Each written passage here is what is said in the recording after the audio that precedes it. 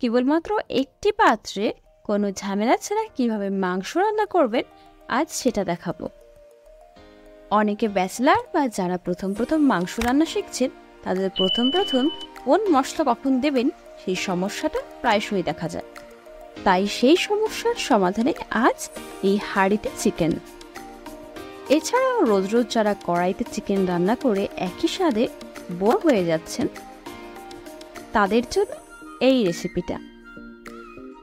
উপকরণ ও পরিমাণ একই থাকলেও কড়াই চিকেন আর হাঁড়ির চিকেন এই দুটো মাংসের স্বাদ কিন্তু ভিন্ন হয়। তবে শুরু করছি আজকের রান্না, আর আপনারা দেখছেন সুপার শাশুড়ি কিচেন চ্যানেল। মাটি, পিতল বা অ্যালুমিনিয়ামের এরকম একটা খোঁজ জাতীয় পাত্র বা হাঁড়ি নিতে হবে। আমি মশলাগুলো প্রথমে দেখিয়ে নিচ্ছি এক এক করে। এটা জিরা ধনিয়া বাটা, আদা আর কাঁচা লঙ্কা বাটা, রসুন অর্ধেক থেলিয়ে নিয়েছি, শুকনো লঙ্কা আমি গরম জলে ভিজিয়ে তারপর এটাকে পিষে নিয়েছি, আলু আপনারা আপনাদের পছন্দ মতোই দিতে পারেন, 300 গ্রাম মতো পেঁয়াজ কুচি।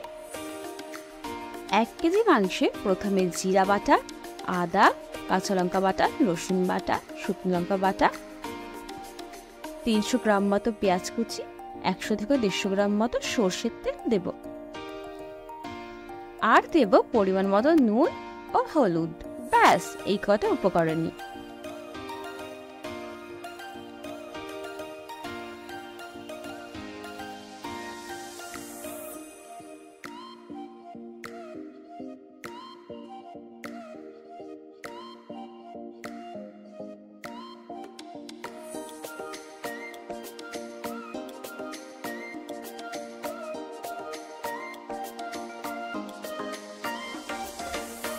এইবার এই সব উপকরণ 4 থেকে 5 মিনিট মতো ভালো করে মাংসের গায়ে গায়ে ঢুকিয়ে মাখতে হবে এবং 5 মিনিটের জন্য এটা একটা সাইডে রেখে দিতে হবে।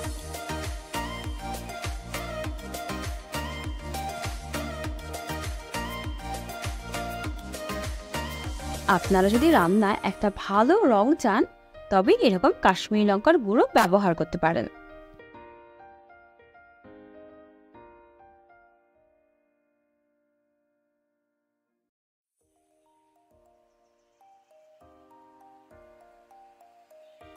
এবার অ্যালুমিনিয়ামের হাঁড়িতে কিছুটা তেল দিয়ে সেটা চারিপাশ মাখিয়ে নেব এবং এর মধ্যেই আলুগুলো ভেজে নেব।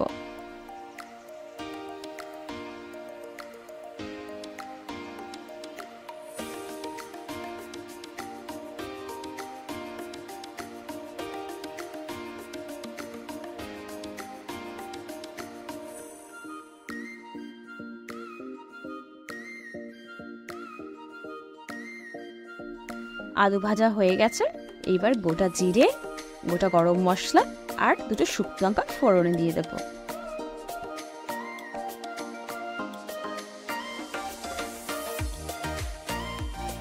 এবার মাংসগুলো সাবধানে এর মধ্যে দিয়ে দেব।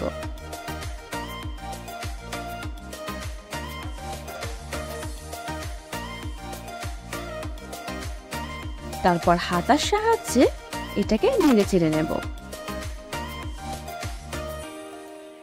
এবার মাংসটাকে মধ্যম মানের আঁচে রান্না করতে থাকবো। আপনি আস্তে আস্তে দেখবেন এর থেকে জল ছাড়ছে। এই জলেই এই মাংসটা কষাবো।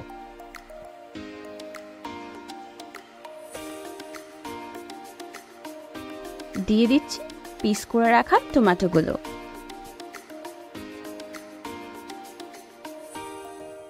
এবার কিছুক্ষণের জন্য ঢেকে দেব।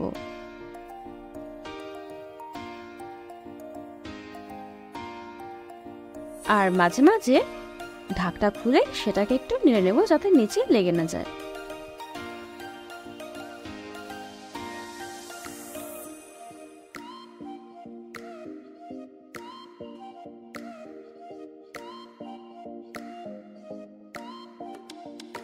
মাংসটি তার নিজের জলে কষে গেছে। এবার পরিমাণ মতো জল দেব।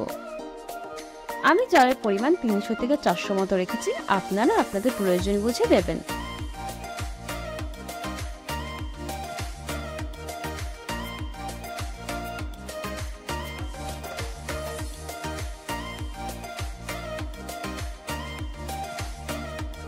এই মুহূর্তে গ্যাসের ফ্লেম হাই বা মিডিয়াম আপনি রাখতে পারবেন।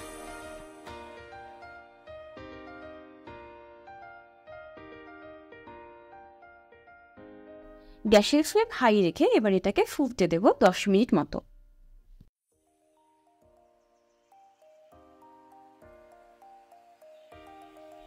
10 মিনিট হয়ে গেছে। এবার এর মধ্যে দিয়ে দিচ্ছি গরম মশলা।